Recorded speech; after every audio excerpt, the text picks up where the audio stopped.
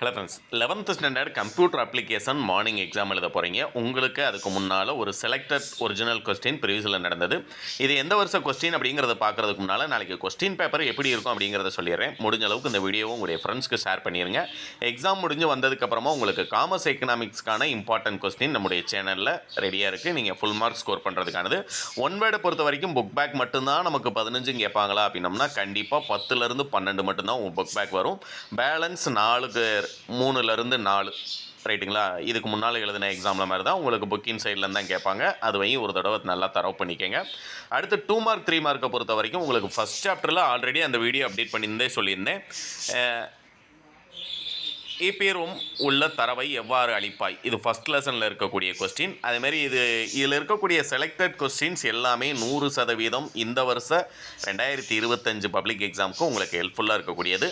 இதில் இருக்கக்கூடிய 2 mark 3 mark 5 mark அப்படியே எல்லாமே வருமா அப்படின்னோம்னா இதெல்லாம் படிச்சிருக்கீங்களாங்கிறத ஒரு தடவை கன்ஃபார்ம் பண்ணிக்கோங்க. ஏன்னா இந்த இயரில் கேட்டான கொஸ்டின் பேப்பர்லேருந்து இதுக்கு முன்னால் நடந்த எக்ஸாம் எல்லாத்துக்குமே நான் அப்டேட் பண்ணியிருந்தேன். ரிப்பீட்டடாக நமக்கு 3லேருந்து 4 கொஸ்டின் 2 மார்க்லேயும் சரி, 3 மார்க்லேயும் சரி, 5 மார்க்லேயும் சரி நமக்கு வந்துடுது. கண்டிப்பாக ஒரு 5 கேள்வி அட்டன் பண்ணுற மாதிரி 2 மார்க் 3 மார்க் 5 மார்க் 3 சேர்த்து ஒரு 5லேருந்து 6 கேள்வி அட்டன் பண்ணுற மாதிரி வந்துடுது. அதனால் இது எல்லாத்தையுமே ஒரு தடவை தரவு பண்ணிக்கோங்க. நுண்ணறை சுட்டி என்றால் என்ன? Pointer. What is a cell pointer? Input ஒட்டியின் பயன் யாது? What is the purpose of input tag? CSS அறிவிப்பின் போது பொது வடிவத்தை எழுதுக, குறிப்பு வரைக, நூலக செயற்கூறுகள்.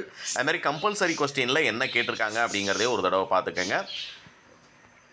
அடுத்தது பார்த்தீங்க அப்படின்னம்னா 3 மார்க்.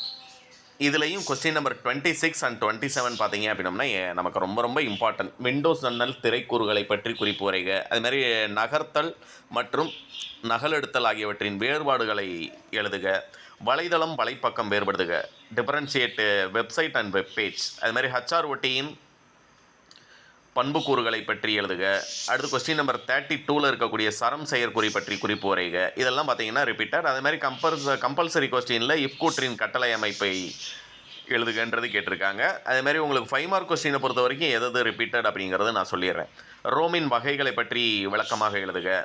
அடுத்து கொஸ்டின் நம்பர் 35ல் ஃபஸ்ட் ஒன் கணிப்பொறியின் பல்வேறு தலைமுறைகள் ரொம்ப ரொம்ப இம்பார்ட்டன்ட். அதுமாதிரி ஏதேனும் 5 இணைய சேவை பற்றி விவரிக்கவும். Various generation of computers. அடுத்து கொஸ்டின் நம்பர் 37ல் இருக்கக்கூடிய 36ல் பார்த்தீங்கன்னா செகண்ட் ஒன் தகுந்த HTML நிரலுடன் பட்டியலின் வகைகளை பற்றி விளக்குக. கொஸ்டின் நம்பர் 37ல் இருக்கக்கூடிய ஃபஸ்ட் ஒன் ஓப்பன் ஆஃபீஸ் ரைட்டரில் ஒரு செல்லை தேடி மற்றொரு சொல்லை மற்றொரு சொல்லாக மாற்றும் வழிமுறைகளை பற்றி எழுதுக. அதுமாதிரி கொஸ்டின் நம்பர் 38ல் பார்த்தீங்க அப்படின்னம்னா 5, 10, 20, 25, 60 என்ற எண் வரிசையை உருவாக்கும் வழிமுறைகளை விளக்குக. ஒரு ப்ரோக்ராம் கேட்டிருக்காங்க. அதுமாதிரி ஸ்விட்ச் கேஸ் கூற்றை எடுத்துக்காட்டுடன் விளக்குக. இதெல்லாமே நமக்கு ரிப்பீட்டட் கொஸ்டின். இதெல்லாம் படிச்சிருக்கீங்களா அப்படிங்கிறத எக்ஸாமுக்கு முன்னால் ஒரு தடவை கன்ஃபார்ம் பண்ணிக்கோங்க.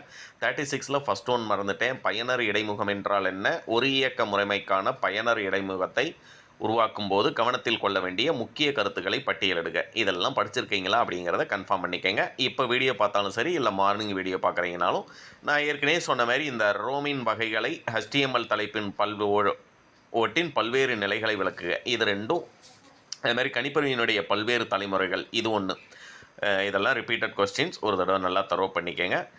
அடுத்த சப்ஜெக்ட்டுக்கு நம்முடைய சேனலில் வீடியோ ரெடியாக இருக்கும். நீங்கள் எக்ஸாம் முடித்து வரும்போது வீடியோ பார்க்குறதுக்கு சேனலை மறக்காமல் சப்ஸ்கிரைப் பண்ணிடுங்க. தேங்க்யூ.